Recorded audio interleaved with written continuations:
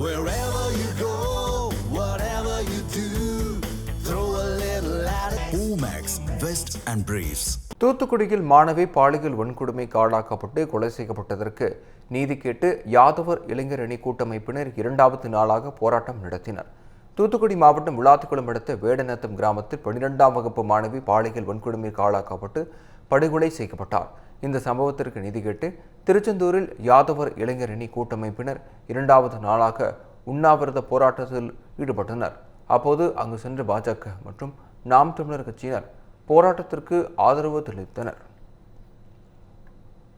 தொடர்ந்து அவர்கள் குற்றவாளிகளை கண்டுபிடித்து கடுமையான தண்டனை வழங்க வேண்டும் என வலியுறுத்தினர்.